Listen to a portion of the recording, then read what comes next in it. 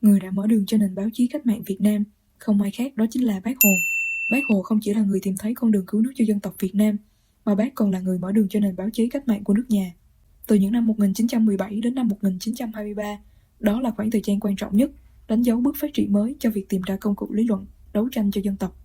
Khoảng thời gian này, Bác chưa rõ lắm về các hình thức đấu tranh như bãi công, và cũng chưa rõ như thế nào được gọi là chính đảng. Nhờ việc rèn luyện thói quen đọc báo và viết báo cũng đã giúp người dần hiểu được tầm quan trọng của báo chí trong việc truyền bá tư tưởng và hoạt động cách mạng. Ban đầu, Bác cũng chưa rõ lắm về cách viết báo, nhờ có sự giúp đỡ của chủ tòa soạn là ông Jean Longueur của tờ báo Le Populaire. Đây là cơ quan chính thức của Đảng Xã hội Pháp lúc bấy giờ. Chính tờ báo này đã đăng bản yêu sách của nhân dân An Nam như một sự ủng hộ dành cho các nước đang bị áp bức. Chính vì vậy mà Bác Hồ đã tìm đến ông Jean Longueur. Nói một chút về ông Jean Longueur, thì ông chính là cháu ngoại của các Marx, đồng thời là nghị sĩ của Quốc hội Đảng Xã hội Pháp. Ông chính là người đầu tiên gợi ý cho Bác Hồ về việc viết báo. Tiếp đó là chủ bút của tờ La Vie Ouvrière. Ông không chỉ khuyến khích Bác viết báo, mà đồng thời còn giúp Bác rất nhiều về cách làm báo. Được sự ủng hộ và giúp đỡ từ hai người bạn, với ý chí sục sôi và lòng nhiệt huyết, Bác cũng đã hiểu rõ vấn đề là phải tiếp cận đến báo chí để có thể dùng báo như một công cụ tố cáo tội ác của thực dân Pháp. Nhưng tiếng Pháp của Bác ở thời gian đầu thì chưa đủ để có thể viết hoàn chỉnh một bài báo trọn vẹn. Bác đã phải nhờ đến sự giúp đỡ của cụ Phan Văn Trường.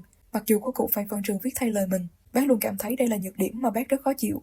Từ đó, Bác đã quyết tâm chính thức bắt tay vào việc viết báo. Nói thật với ông thì vốn tiếng Pháp của tôi cũng chưa rõ lắm. Chuyện đó thì ông đừng lo. Ông cứ viết 5-6 dòng cũng được. Trước khi đăng tin, tôi sẽ sửa lại cho ông. Bác Hồ đã rèn luyện rất nhiều, từ việc tập viết 5 đến 6 dòng, rồi đến 7-8 dòng.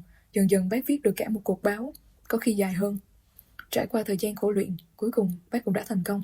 Từ đó, bác chính thức gia nhập làng báo. Không chỉ chú tâm vào việc chuyên viết báo, bác còn tìm tòi cách viết văn, viết truyện ngắn. Mục đích để rèn luyện thêm, đồng thời là để trả lòng mình qua các câu chữ.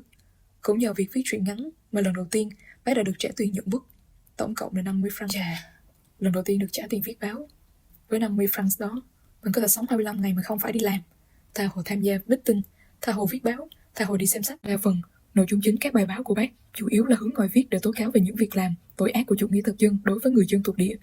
Năm 1922, bác cùng một số đồng chí Algerie, Tunisia, Maroc đã thành lập ra tổ chức Hội Liên hiệp các dân tộc thuộc địa bị áp bức ở Paris, đồng thời đã cho xuất bản tờ báo Người Cùng Khổ làm cơ quan ngôn luận. Bác là chủ nhiệm kiêm chủ bút của tờ báo này. Không chỉ thế, bác còn đảm nhận cả việc chủ quỹ, phát hành, và đôi lúc bác trực tiếp là người đi bán báo. Giai đoạn năm 1917, năm 1923 đã góp phần trau dồi thêm nhiều kinh nghiệm cho việc làm báo của bác. Từ đó, thúc đẩy tạo điều kiện cho quá trình người trở thành một nhà báo cách mạng thực thụ. Sau nhiều năm bôn ba ở phương Tây, cuối cùng vào năm 1925, được sự giúp đỡ từ quốc tế cộng sản, bác đã tập hợp những người Việt Nam yêu nước, thành lập ra Hội Việt Nam Cách mạng Thanh niên, đặt trụ sở tại số 13, nay là nhà số 248, 250, đường Văn Minh, thành phố Quảng Châu, Trung Quốc. Cùng với đó là việc phát hành ra tờ báo Thanh niên, là cơ quan ngôn luận của hội. Báo Thanh niên ra đời trong hoàn cảnh luôn bị thực dân Pháp dè chừng, theo dõi gắt gao, nên phương tiện in ấn cũng rất thô sơ.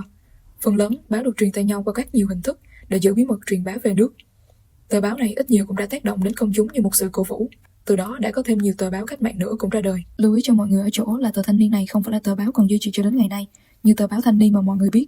Do tổ chức Hội Việt Nam Cách mạng Thanh niên sau này đã phát triển thành nhiều tổ chức khác nhau, mỗi tổ chức thì lại có một tờ báo riêng để làm cơ quan ngôn luận. Thế nên là cuối năm 1930, tờ Thanh niên thời điểm đó cũng đã kết thúc vai trò của mình. Với sự xuất hiện của tờ Thanh niên bấy giờ thì cũng đã đánh dấu việc khai sinh ra nền báo chí cách mạng Việt Nam, mở ra một kỷ nguyên mới cho nền báo chí nước nhà, hướng tới phục vụ cho cách mạng và nhân dân.